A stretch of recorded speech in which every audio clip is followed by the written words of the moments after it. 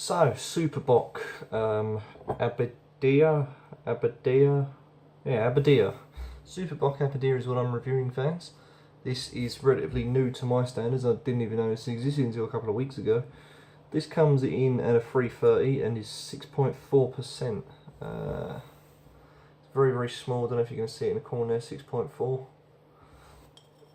I'm quite intrigued by this. It's looking very much coppery red, just like the ales. There's your cap for an enthusiast, the nice simple Super Bock with the round white ring, which is pretty cool, striking and effective. So, Super Bock, abadia, or whatever you want to call it, abadia, who knows. Abadia.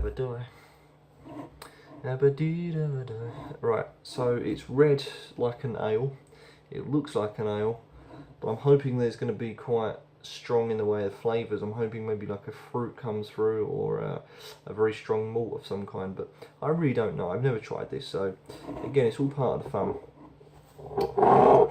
And so, sort of thin, well, I say not thin, but it's a reasonable sized head, and the bubbles, the carbonation, are slow, steady, you can't even see it, lazy, very lazy indeed. So, let's see from this Portuguese beer what I can detect, and is it going to be good? It wants to be. Strong smells of malt and sort of chocolate. I want to say little undercurrents of raisin. Smells a bit ale-ish as well. That sort of irony smell. Yeah, strong flavours, so strong malts, strong flavours. Hopefully then this will be good, but who knows. Super Bock, there are various types of Super Bock, and I'll be experimenting on the other one at a later date, so that'll be Super Bock Stout. So yeah, I'll be looking forward to trying that too. But here we are, Super Bock abadia.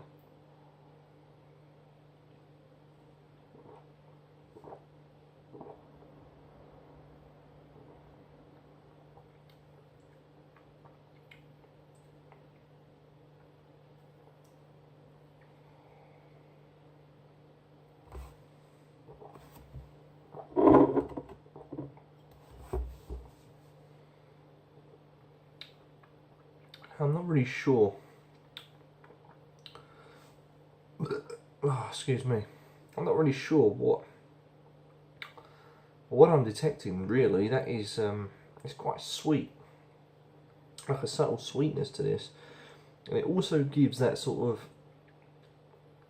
It's really strange because the way they've done this, it's almost two different styles of beer mixed. You know, you've got this sort of light sweetness, and then you've got undercurrent tones of like an ale, and then it sort of stops at the ale point, and then it kind of, I don't know, goes into a watery aspect. So it's got like a watery sort of background to it.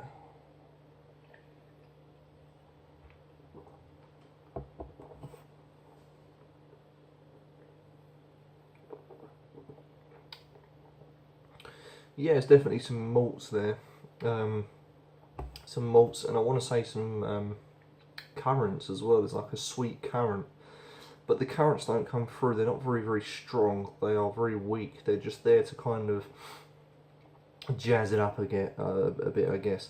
The mouthfeel in itself is quite smooth, no carbonation, somewhat watery bodied. The head you can't really get until you really sort of froth it around in the mouth, in which case it does become quite frothy.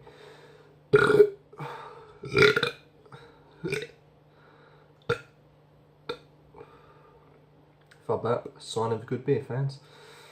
At 6.4%, you know, it's quite dangerous, so this could have been quite easily in my dangerous spectrum, but obviously this is the first time I've had it, so I can't put it in my dangerous spectrum because I've already done that. So, but maybe this is a future dangerous beer because you can't taste the alcohol. It's quite a watery body.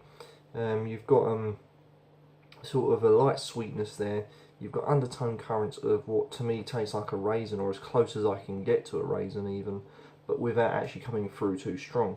So it gives it a nice lift. The body of the beer is watery and quite weak. Carbonation's low.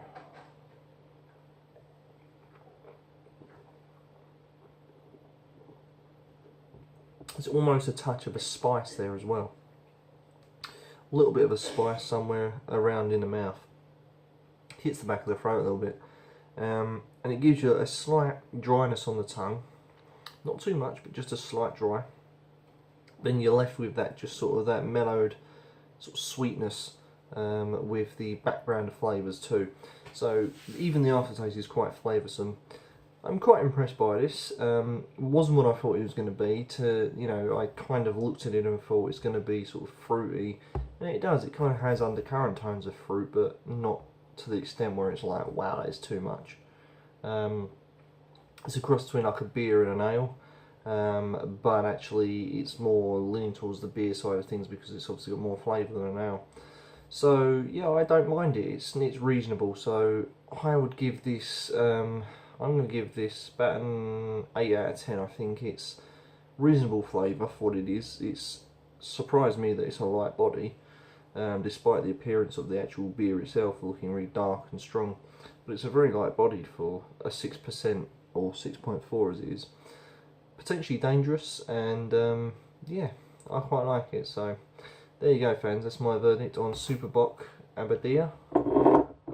Is that how you say it? Abadia? Who knows, but I don't care. Super Bock.